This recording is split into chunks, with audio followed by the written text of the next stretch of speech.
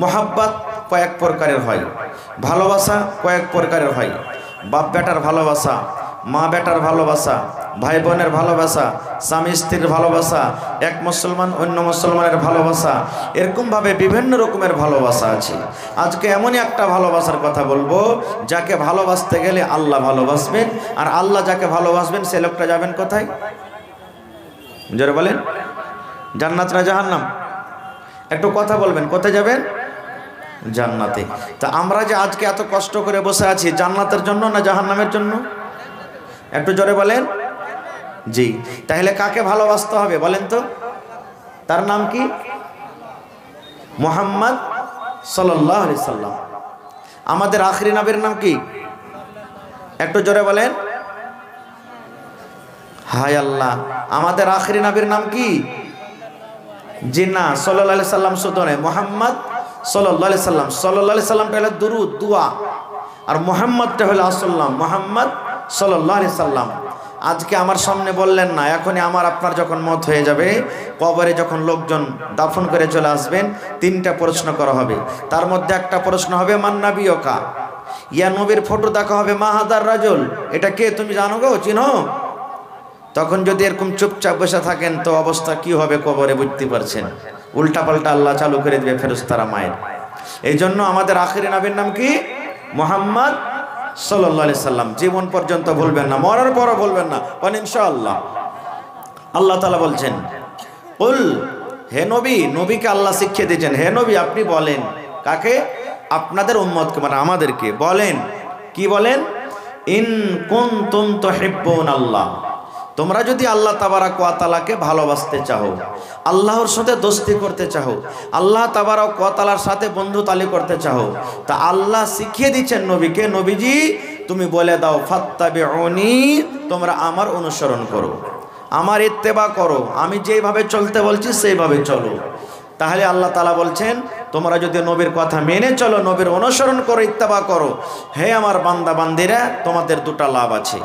এক নম্বর লাভ, ইউহিব্বুকুমুল্লাহ, নবীকে ভালোবাসতে গেলে আল্লাহ ভালোবাসবেন, আল্লাহ তার সাথে দোস্তি করবেন। দুই নম্বর লাভ, ওয়া ইয়াগফির লাকুম যুনুবাকুম, আল্লাহ তাবারাক ওয়া তাআলা ওই লোকটার গুনাহকে মাফ করে দিবেন। তাহলে লাভ হয়ে গেল। এখানে নবীর ভালোবাসা বলতে নবীকে অন্তর থেকে ভালোবেসে নিলাম, নবী যা বলেছেন করলাম না, আমি মন থেকে নবীকে খুব ভালোবাসি, চলবে? যারা বলেন চলবে? চলবে না খুব। অন্য জায়গায় আল্লাহ তাআলা বলছেন ওয়ামা আতাকুমুর রাসূল, হে দুনিয়ার মানুষ, রাসূল যা তোমাকে দিবে ফাখুযুহু, সেটা নিয়ে নাও। তা রাসূল আমাদেরকে টাকা দিবেন, সোনা চাঁদি দিবেন, রাসূল আমাদেরকে ভাত বানিয়ে দিবেন? মানে কি? আল্লাহ তাবারাক ওয়া তাআলার বিধান, আল্লাহ তাবারাক ওয়া তাআলার দ্বীন, আল্লাহ তাবারাক ওয়া তাআলার শরীয়ত, যেটা আল্লাহ তাবারাক ওয়া তাআলা নবীর কাছে ওহীর মাধ্যমে পাঠাচ্ছেন, সেই কথাটা যদি আমরা মানি, সেটাই হলো কি নবী যা দিবে, মানে শরীয়তের কথা, দ্বীনের কথা যা দিবে সেটা নিয়ে নাও। ওয়া মা নাহাকুম আনহু ফান্তাহু, এবং রাসূল যে কথা থেকে মানা করবে তোমরা রুকে যাও। এবার একটু পিছন দিকে 1400-1500 বছর আগে চলেন, সাহাবা সাহাবিয়ার জীবনের দিকে, যে তারা কিভাবে নবীকে মেনেছে, মহব্বত করেছেন, আর আমরা কিভাবে নবীর সাথে মহব্বত করি। আপনারা জানেন এই যে মদ শরাব মুসলমানের মধ্যে, ঘরের মধ্যে এখনো আছে, নেই? মুসলমানেরা মদ পান করে না? করে না? এই মদ খাওয়াটা হারাম না হালাল ভাই একটু ফতোয়া দিন তো আপনারা, জোরে বলেন। হারাম, কিন্তু আমরা মদ পান করছি। ঠিক ওই জামানাতেও মদ ছিল, ওই জামানাতেও মদ পান করেছে। নমাজ পড়িতে যে গিয়েছে মানুষেরা, তখন আল্লাহ হারাম করেননি মদকে, মদ পান করে তারা নমাজ পড়তে যেত। তারপর আয়াত নাজিল হলো আমি ওদিকে যাবো না। খুব আল্লাহ তাবারাক ওয়া তাআলার জামানাতে আবু তালহা রাদিয়াল্লাহু তাআলা একজন সাহাবী, ওনার বাড়িতে পার্টি চলছেন মদের। আজকে বাড়িতে কুটুম আসতে গেলে কি দিই? নাস্তা দিই, চা দিই। ওই জামানাতে বাড়িতে কুটুম সদর আসতে গেলে ওইটাই মনে হয় তাদের চার মতন ছিল, যে তাকে এক গিলাস এক ঢোক দিয়ে দাও, খুশি মানাবে, তখন হারাম হয়নি। আনাস বিন মালিক রাদিয়াল্লাহু তাআলা একটা ছোট্ট বাচ্চা 8-10 বছরকার, উনি বলছেন আমি খাদিম ছিলাম, যত মেহমান এসেছে আবু তালহার বাড়িতে আমি তাদেরকে মদের গিলাস ধরিয়ে ধরিয়ে দিতাম। ইতিমধ্যে একজন লোক এলান করছেন আরবিতে, কি? ইন্নাল খামরা কাদ হুররিমাত, ইন্নাল খামরা কাদ হুররিমাত, ইন্নাল খামরা কাদ হুররিমাত এলান করছেন। এটা ওদের ভাষাতে আরবিতে, এটা আরবি কথা তো, মক্কাতে মদিনাতে আরবি চলছে। এর মানে কি, আজ থেকে মদ হারাম হয়ে গেল, আজ থেকে শরাব হারাম হয়ে গেল, আজ থেকে মদ হারাম হয়ে গেল। আনাস বিন মালিক একটা ছেলে মদ পান করতে করতে আওয়াজটা শুনেছে, আরো সাহাবায়ে কেরাম ছিলেন, তারাও শুনলেন যারে মদ হারাম হয়ে গেল। এলান কে করছে? একজন আল্লাহর নবীর সাহাবী। ওরে সুবহানাল্লাহ, সাহাবীদের ভালোবাসা দেখেন, সাহাবী নবীদের কি ভালোবাসতেন, কিভাবে মোহাব্বত করতেন। যেমন এলান কানে এলো, ও মদিনার মক্কার লোকেরা, দুনিয়ার মানুষেরা তোমরা শুনে নাও, এই যে তোমরা মদ পান করো, আজ থেকে আল্লাহ রাব্বুল আলামিন মদকে, শরাবকে হারাম করে দিলেন, মদ আর পান করতে পাবে না। ওরে সুবহানাল্লাহ, আজকে যদি আমাদের মধ্যে আমরা যদি হতাম তাহলে কে বলতাম, আরে আজকের দিন কম করে পান করেলে, এই যে আজকের দিন মজা নিয়েলে, তারপরে ছেড়ে দেব, আজকে তো হারাম হইলো এরপরে ছেড়ে দেব। ওরে সুবহানাল্লাহ, আনাস বিন মালিক বলেন, যার হাতে গিলাস ছিল গিলাসটা চালিয়ে ফেলে দিল রে, যার মুখে ছিল থুতু থুতু করে থুতু থুতু করে ফেলে দেওয়া হলো, যার পেটে চলে গেছে। কত সাহাবী এমন ছিলেন, এই মুখে গলাতে লোক দিয়ে বন্ধুরে hack hack hack hack hack hack করে পেট থেকে সেই উল্টের মতন, বমির মতন করে দেওয়া হলো। শুধু তা নয়, বাড়িতে তারা স্টক করে রেখেছিল, কুপাতে, কলসিতে, বালতিতে, হাঁড়িতে, এরকম করে করে করে করে জমা করে রেখেছিল। কিন্তু নবীর এলান হয়েছে, ও দুনিয়ার মানুষেরা শোনো রে, আজ থেকে মদ হারাম হয়ে গেল। আল্লাহ রাব্বুল আলামিন মদকে হারাম করেছেন, আজকের পর মদ হারাম, মদ তোমরা পান করতে পাবে না। নিজের নিজের বাড়িতে গিয়ে কে লোহা দিয়ে, কে ইট দিয়ে, কে লাঠি দিয়ে, কে আপসে আপসি সমস্ত ঘড়া, সমস্ত কলসি, বালতি, হাঁড়িকে ভেঙে দেওয়া হলো। ওরে সুবহানাল্লাহ, আনাস বিন মালিক বলেন, যেমন মদিনার গলিতে ঝমঝম ঝমঝম ঝমঝম করে পানি আসে, যখন মেঘ হয় পানি যেমন বহে যায়, এই মতো বন্যার পানির মতো মদিনার গলিতে গলিতে গলিতে মনে হয় বন্যা চলে এলো। নারে তাকবীর! এর নাম হলো কি? মহব্বত। যখনই শুনলেন ছেড়ে দেন। আর একটা মহব্বত শুনেন, আল্লাহর নবীর স্ত্রী আবু সুফিয়ানের মেয়ে, বেটি, তখন আবু সুফিয়ান মুসলমান হয়নি, বেটির বাড়ি ঘুরতে গেছেন। লম্বা ঘটনা, কেন গেল আমি ওদিকে যাব না, শর্টে বলছি। আমরা আমাদের বেটির বাড়ি ঘুরতে যাই না ভাই? যাই কি যাই না? বেটির বাড়ি ঘুরতে গেলেন, আল্লাহ রসুল ঘরে অনুমতি চাইলেন, নবী বললেন যে ওকে আসতে দাও, মানে ওর শ্বশুর তো আসতে দাও। আমাদের বাড়িতে যদি আমাদের শ্বশুররা আসেন, তা আমাদের স্ত্রীরা তাকে বসতে জায়গা দিবেন না, দিবেন না? একটু কথা বলেন। ভালো কুরসি দিবে না যেগুলো কুরসিতে ময়লা লেগে আছে সেগুলা দিবে? জোরে বলেন। ভালো ক্যাঁথাতে দিবে বিছানা, না ছিঁড়া মিড়া গলাতে দিবে? জি, ছিঁড়াতে দিবে। ওরে আল্লাহ, ছিঁড়া বিছানা যদি খালি দিয়ে দেন, তারপরেকার দিন থেকে আপনার জন্য নাস্তা বানিয়ে কিন্তু মরা খালে ভরা বদমা, কতদিন পর আমার বাপটা এসে দেখলে নখড়া করছে, একটু ভালো তাই তরকারি গেলাম আনলে না, এই মতো কথা বলবে। আবু সুফিয়ান নবীর বিছানাতে বসতে যাবেন, নবীর বিছানা বিছা আছে, এই দেখেন দাঁড়িয়ে বিছা আছে না, এই মতো নবীর বিছানা বিছা আছে। আবু সুফিয়ান বসতে যাবেন, এবারে আবু সুফিয়ান বলছেন, আমার বেটা বলছেন, আব্বা থামো থামো থামো থামো থামো থামো, একটু দাঁড়াও একটু দাঁড়াও। যেমন কোনো কুরসিতে ময়লা থাকলে কোনো মানুষ যদি বসতে যায়, তো আশেপাশের যারা লোক থাকে তাকে যেমন বলে, ভাই থামো থামো থামো থামো থামো, এরকম করে না? এই মতো আবু সুফিয়ান বলছেন, আমার বেটি বলছেন, আব্বা থামো থামো থামো থামো। কি হলো রে বেটি? ওরে সুবহানাল্লাহ, থামো থামো বলে নবীর বিছানাখানটাকে জমা করে দিলেন। কে? আবু সুফিয়ান বলছেন, আমার বেটি, এটা নবীর স্ত্রী, জমা করে দিলেন। যখন বিছানা জমা হয়ে গেল, আবু সুফিয়ান বললেন, আমার মনটা কিন্তু খারাপ হয়ে গেল। এবার আমার বেটিকে আমি জিজ্ঞাসা করলাম, ওরে মা, তুমি কি আমার বেটি নও? আমি কি তোমার আব্বা নয়? বলছে এটা সত্য কথা, তুমি হলে আমার আব্বা, আমি হলাম তোমার বেটি। এবারে আবু সুফিয়ান বলছেন, বেটি রে, তুমি আমাকে নবীর বিছানাতে বসতে যখনই আমি যাচ্ছিলাম, এই বিছানাটা তুমি কেন জমা করে দিলে রে মা? কেন তুমি বিছানাটাকে বিছিয়ে রাখলে না? কেন এই বিছানা থেকে বসার আমি যোগ্য রাখি না? আমি তোমার আব্বা, আমার পরে কি তোমার দয়া ময়া নাই? ওরে সুবহানাল্লাহ, দেখেন মোহাব্বত ভালোবাসা কি জিনিস। এইবারে নবীর বিবি বলছেন, আবু সুফিয়ান বলছেন, আমার বেটি আমাকে উত্তর দিল, আব্বা জান গো, তুমি আমার আব্বা, আমি তোমার মেয়ে, কলেজার টুকরা, এটা সত্য কথা। কিন্তু বাবা গো, এখনো তুমি মুসলমান হওনি, তুমি মুশরিক হয়ে আছো। আর তোমার মতো লোক আব্বা হতে গেল নবীর বিছানায় বসার হক রাখে না। আমার নবীর বিছানাতে তোমাকে বসতে দেব না, কারণ তুমি এখনো মুসলমান হওনি, এখনো তুমি মুশরিক হয়ে আছো।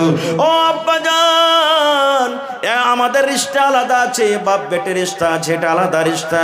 কিন্তু এটা আল্লাহ নবী, এটা আল্লাহ রসুল, এটা আপনার একদিক থেকে জামে হতে পারে, কিন্তু অন্য সাইড দিয়ে ভাবেন এটা হলেন আল্লাহর একজন নবী। এই জন্য আপনার মতো লোক নবীর বিছানাতে বসতে পারে না। দেখেন মোহাব্বত ভালোবাসা কি জিনিস। আর একটু আগে চলে, মোহাব্বত কি জিনিস। আহা হা, আল্লাহর নবী যখন মায়ের পেটে ছিলেন, বাপ দুনিয়া থেকে চলে গেলেন, নবী বাপকে দেখতে পাননি। 6 মাসের যখন 6 বছরকার নবীজি যখন দুনিয়াতে, মাও চলে গেলেন দুনিয়াতে, মার আদর মোহাব্বত ভালোবাসা পাইনি। 8 বছরকার বয়সে দাদু চলে গেলেন। এবার নবীজি লালন পালন করলেন কে? চাচা আবু তালেব। নবীজির চাচার নাম আবু তালেব। নিজের ছেলের মতন করে কলিজার টুকরা করে তাকে বাড়িতে রাখলেন, যা কিছু দরকার সব দিলেন কে? চাচা আবু তালেব। এইবারে আবু তালেব, ছোট কথা শর্টে বলছি, নবীর জন্য এত কষ্ট করেছেন, 3 বছর পর্যন্ত মক্কার বেঈমানেরা বাইকাট করে রেখেছিলেন। কি বাইকাট? যেমন আমাদের মুসলমানের সাথে এখন হইতে শুরু হয়েছে, মুসলমানের সাথে তোমরা লেনদেন করবে না, মুসলমানের মেয়ে ছেলের সাথে তোমরা বিবাহ দিবে না, মুসলমানের সাথে তোমরা কথাবার্তা বলবে না, মুসলমানের সাথে তোমরা কেনা বেচা করবে না। এই যে এই ধরনের বাইকাট। কয় বছর ভাই? 3 বছর। দানা পানি নাই, গাছের পাতা চাপিয়ে চাপিয়ে আল্লাহ নবী সাল্লাল্লাহু আলাইহি সাল্লাম খেয়েছিলেন। এরকম কষ্ট করেছিলেন কে? চাচা আবু তালেব। কিন্তু এখনো মুসলমান হয়নি। দেখেন নবীকে এত ভালোবাসছেন কিন্তু মুসলমান হয়নি। আরো ভালোবাসার কথা আছে, আমি ছেড়ে দিলাম। চাচা বুড়িয়ে গেছে, এখন মরব অবস্থা হয়েছে। নবীজি চাচার কাছে গেলেন, দেখছে ওখানে মক্কার বড় বড় লস্কররা, মক্কার বড় বড় নেতারা বসে আছে। নবীজি চাচার কাছে গেলেন। চাচার কাছে যাওয়ার পর এইবারে চাচার পাঞ্জরে বসে বলছেন, ও চাচা গো, আপনি আমাকে আব্বার মতন ভালোবাসা দিয়েছেন। চাচা, আব্বা আমার দুনিয়াতে দেখতে পাইনি, আব্বার খবর আমি পাইনি। বাবার আদর দিয়েছেন, মহব্বত দিয়েছেন, মা দেখেছে চোখে, কিন্তু মায়ের দয়া প্যার পাইনি। মার আপনি আমাকে আদর দিয়েছেন, লুঙ্গির দরকার হতে গেলে লুঙ্গি দিয়েছেন, সাবুনের দরকারে সাবুন দিয়েছেন, টাকার দরকারে টাকা দিয়েছেন, আমার একটা যা দরকার সব চাচা পূর্ণ করেছেন। শেষের বেলাতে এখন আপনি দুনিয়া হয়তো ছেড়ে দিবেন, মরে যাবেন। আল্লাহ যে আমাকে নবী করেছেন, আমার কথা মক্কার বিভিন্ন লোকেরা মানে, কিন্তু এখন পর্যন্ত আপনি মুসলমান হননি। চাচা গো, আমি নবী আপনার ভাতিজা হতে পারি, কিন্তু সাথে সাথে আল্লাহ আমাকে নবী করেছেন। চাচা গো, এই মরার টাইমে শেষ সময়তে একবার আপনি কালেমা পড়ে মুসলমান হয়ে যান। একবার যদি কালেমা পড়ে মুসলমান হয়ে যান গো চাচা, আমি আল্লাহর দরবারে আপনার জন্য সুপারিশ করব, আল্লাহর দরবারে আপনার জন্য দোয়া করব, যেন আল্লাহ রাব্বুল আমিন আপনার জীবনের গুনাহকে মাফ করে আল্লাহ আপনাকে জান্নাতি করে দেন। চাচা, আমাকে তো ভালোবাসেন, কিন্তু ভালোবাসার মতন, ইসলামের তারিখের মতন ভালোবাসা এখনো হয়নি। দয়া করে একটু কালেমা পড়েলেন। নবীজি কালেমা পড়ার কথা বলছেন, এদিকে যে আশেপাশে মক্কার বড় বড় নেতারা বসে আছে, এরা বলছে, এই আবু তালেব, খবরদার ভাতিজার কথা শুনবি না, খবরদার মানবি না, বাপদাদার ধর্মকে ছাড়বি না খো। কিন্তু নবীজি আবার বলেন, চাচা গো, ওদের কথা শুনিয়েন না গো চাচা, ওদের কথা শুনিয়েন না। দয়া করে আপনি কালেমা পড়লেন, কারণ আল্লাহ রাব্বুল আলামিন আমার সুপারিশ কবুল করবেন কার জন্য? মুমিন মুমিনার জন্য, যারা মুসলমান হয়েছে তাদের জন্য। ওগো চাচা যান, আল্লাহ রাব্বুল আলামিন বেঈমান মুশরিকের জন্য আল্লাহ জান্নাতকে হারাম করে দিয়েছি, আপনার জন্য আমি সুপারিশ করি। আর যদি আপনি মুশরিক হয়ে মারা যান, আপনার জন্য সুপারিশ করা আমার লাভ হবে না, আল্লাহ রাব্বুল আলামিন আমার সুপারিশ করবেন না। এই জন্য চাচা গো, আপনি কালেমা পড়ে মুসলমান হয়ে যান। আপনি যদি কালেমা পড়ে মুসলমান হয়ে যান, আল্লাহ রাব্বুল আলামিনের দরবারে আপনার জন্য আমি সুপারিশ করব। এই রাব্বুল আলামিন, আমার চাচা আমার জন্য কত কষ্ট করেছেন, 3 বছর পর্যন্ত বাইকাট হয়ে থেকেছেন। মক্কার লোকেরা আমার চাচাকে কত গালি দিয়েছি, করে করে করে করে করে আমি আল্লাহর দরবারে সুপারিশ করব। হয়তো আল্লাহ আপনার জীবনের গুনাহকে মাফ করে আপনাকে জান্নাতি করে দিবেন। এই জন্য চাচা কালেমা পড়ে আপনি মুসলমান হয়ে যান। নবীজি কালেমা পড়ার কথা বলেন, আর মক্কার লোকেরা বলেন না পড়িতে হবে না। এই বাবা চিন্তা করে সোজা কথা আবু তালেব এই কথা বলে বলছেন, ও ভাতিজা মোহাম্মদ রে, আমি জানি রে ভাতিজা, তুই সত্য রে, তোর ধর্ম সত্য, তোর দিন সত্য, তোর আল্লাহ এক, তোর কোরআন সত্য রে আমি জানি। কিন্তু ভাতিজা রে, আমি যদি এখন মুসলমান হয়ে যাই, মক্কার লোকেরা আমাকে নানা রকমের গালি দিবে, আমার বাপকে গালি দিবে, বাপকে টেনে টেনে গালি দিবে। দেখো রে দেখো, আবু তালেব মরার টাইমে বেদিন হয়ে গেছি, বেধর্ম হয়ে গেছি। এই জন্য ভাতিজা রে, আমি ইসলাম কবুল করব না, আমি ইসলাম কবুল করব না, আমি তোর ধর্মে যাব না রে, আমি তোর ধর্মে যাব না। আমার বাপ দাদারা যেই ধর্মে মারা গেছে, আমি আবু তালেব সেই ধর্মে আমি যাব। শেষ কথা, আবু তালেব মারা গেলেন। আল্লাহ রাসূলের মুখখানটা ভারী, চোখ দিয়ে এক ফোঁটা করে পানি ঝরতে শুরু হয়েছে। সাহাবায়ে কেরাম বলছেন, ইয়া রাসূলুল্লাহ, চাচা মারা গেছেন, এই বলে কাঁদছেন নাকি? আল্লাহ রাসূল বললেন, সাহাবীরে, না না না, আমার চাচা মারা গেছে, এই জন্য আমার মনটা ভারী নাই রে, এই জন্য আমি কান্দি রে সাহাবী। আমার চাচা আমার জন্য কত কষ্ট পেয়েছেন রে, মক্কার লোকেরা আমার চাচাকে কত গালি দিয়েছি। আমার চাচা আমার জন্য 3 বছর পর্যন্ত খায় না খেয়ে গাছের পাতা চাপিয়ে চাপিয়ে আমার জন্য কষ্ট করেছেন। কিন্তু এই শেষ বেলাতে কালেমা না পড়ার কারণে, আমার প্রতি ঈমান না আনার কারণে আল্লাহ রাব্বুল আমিন আমার চাচাকে সারা জীবনের মতন জাহান্নামের আগুনে পোড়াবেন। ও সাহাবীরে, হ্যাঁ, আল্লাহ রাব্বুল আলামিন আমার চাচার উপরে একটু দয়া করেছেন, আল্লাহ রাব্বুল আলামিন আমার চাচার উপরে একটু মায়া করেছেন। কি মায়া?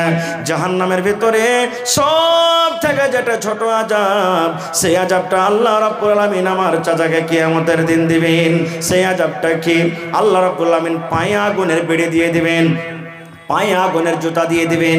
এই যে আজ কেমন জুতা আমরা পরি, ঠান্ডা যেন লেগে না যায়, ঠান্ডা থেকে বাঁচার জন্য জুতা পরি। আল্লাহর নবী বলেছেন, আমার চাচাকে যখন জাহান্নামের আগুনে দেওয়া হবে, পায়ে আগুনের জুতা দেয়া হবে। সেই আগুনের তাপ উঠতে উঠতে উঠতে উঠতে উঠতে উঠতে উঠতে উঠতে উঠতে মাথা পর্যন্ত চলে আসবে। মায়েরা খালারা যেমন বাড়িতে ভাত রান্না করে, ভাত যখন ফুটে যায়, গড় গড় গড় গড় গড় গড় করে ভাত ফুটে, আল্লাহর নবী বলেছেন ওই পায়ে যে আগুনের জুতা দেওয়া হবে, আগুনের তাপ উঠতে উঠতে উঠতে উঠতে উঠতে মাথার মগজ পর্যন্ত গড় গড় গড় গড় করে ফোটা হবে। এটা হলো জাহান্নামের ভেতরে সব থেকে ছোট আযাব। ইয়ার থেকে জাহান্নামের ভেতরে কিন্তু ছোট আযাব নাই। নারে তাকবীর! ভাইরে, যদি জাহান্নামের ভেতরে এটা সব থেকে ছোট আযাব হয়, তাহলে বড় আযাবটা কেমন হবে? এই মতো যদি আমরা শুধু মন থেকে নবীকে ভালোবাসি, এরকম ভালোবাসা কাজ দিবে ভাই? যারা বলেন কাজ দিবে? কাজ দিবে না। আমার উঠাতে, চলাতে, ফিরাতে, বসাতে, লেনদেন সব কিছুতেই নবীর তারিকা মতন হতে গেলে নবীর সাথে এটা ভালোবাসা, মোহাব্বত হলো। আর একটু আগে চলেন, আল্লাহর নবীর জামানাতে 3 জন সাহাবী, বুখারী শরীফের হাদিস, নবীর দরবারে গেলেন নবীর ইবাদত সম্পর্কে জানার জন্য। কেমন ইবাদত? নবী কোন টাইমে নামাজ পড়েন, কখন রোজা রাখেন, কখন তেলাওয়াত করেন, কখন আরাম করেন, এই জানার জন্য 3টা লোক, 3 জন সাহাবী নবীর বাড়িতে চলে গেলেন। যে টাইমে নবীর বাড়িতে ওরা গেলেন, ওই টাইমে কিন্তু আমার নবী বাড়িতে নাই, কোনো কামে কাজে গেছেন। এবারে মা আয়েশা রাদিয়াল্লাহু তাআলা আনহা আল্লাহ নবীর স্ত্রী বাড়িতে আছে, তাকে জিজ্ঞাসা করা হলো নবীজি বাড়িতে নেই? বলছেন না, নবীজি বাড়িতে নেই, হয়তো দাওয়াতের কাজে বা কোনো কামে কাজে গেছেন দরকার হিসাবে। কি ব্যাপার বলো? তারা তিনজন বলছেন যে আমরা নবীর ইবাদত সম্পর্কে জানতে এসেছিলাম, যে নবী কোন টাইমে কখন ইবাদত করেন। তো মা আয়েশা রাদিয়াল্লাহু তাআলা আনহা নবীর ইবাদত সম্পর্কে তারাকে বলে দিলেন, এই টাইমে নবীজি আরাম করছেন, এই টাইমে রোজা রাখছেন, এই দিনে বা এই টাইমে তেলাওয়াত করছেন, যা যা নবীজি যখন করতেন বলে দিতেন। ওরা তিনজনকে শুনে খুবই কম মনে হলো। হ্যাঁ, আল্লাহর নবী, নবীজির আগে কারো গুনাহ মাপ, পিছনেরও গুনাহ মাপ, অল্প কিছু করতে গেলেও চলবে, আমরা পাপী গুনাহগার মানুষ, নবীর থেকে আমাদেরকে বেশি করতে হবে, না হলে আল্লাহ আমাদের গুনাহকে মাফ করবে না। নবীজি না করলো চলবে, একটুখানি করলো যথেষ্ট, কিন্তু আমরা পাপী, আমাদেরকে বেশি করতে হবে। তো বেশি কি করব? তিনজন, মা আয়েশা বলছেন আমি শুনছি, তিনজন তারা বলা বলি করছেন এক অপরকে। কি? একজন বলছেন, আল্লাহর কসম করে বলি আমি রে, জীবনে কোনোদিন আমি বিয়ে করব না, বিয়ে করব না রে আমি জীবনে। বিয়ে করতে গেলে স্ত্রী বাড়িতে আসবি, স্ত্রীর পাঞ্জরে থাকতে গেলে সংসার বাড়বে, ঝামেলা বাড়বে, ছেলে মেয়ে হবে, দুনিয়ার ঝামেলাতে আমি পড়তে চাই না, আমি বিয়ে করব না রে, আমি সংসার মুক্ত থাকবো, আমি আল্লাহর ইবাদত বান্দেগিতে সারা জীবন কাটিয়ে দেব, আমি জীবনে কোনোদিন বিয়ে করব না। আর একজন বলছেন, আমি আল্লাহর কসম করে বলি ভাই রে, জীবনে কোনোদিন রোজা ছাড়ব না, রমজান মাসে রোজা রাখবো, রমজানের পর আরো 11 মাসেরও বাঁচলো, যেগুলাতে আল্লাহ রোজা রাখতে অর্ডার করেছেন, সে দিনগুলাতে আমি রোজা রাখবো, একদিনও আমি কিন্তু দিনের বেলাতে রোজা ছাড়ব না। আর একজন তখন বলছেন, ভাই রে, আমি আল্লাহর কসম করে বলি ভাই রে, জীবনে কোনোদিন রাতের বেলাতে আমি ঘুমাবো না, জীবনে কোনোদিন রাতের বেলাতে আমি শুধবো না, আমি ইবাদত বান্দেগি করে করে, আমি তেলাওয়াত জিকির করে করে, তাহাজ্জুদ পড়ে পড়ে, আল্লাহ রাব্বুল আমিনের তাসবিহ পড়তে পড়তে আমি গোটা গোটা রাত কাটিয়ে দেব, জীবনে কোনোদিন আমি ঘুমাবো না। নারে তাকবীর।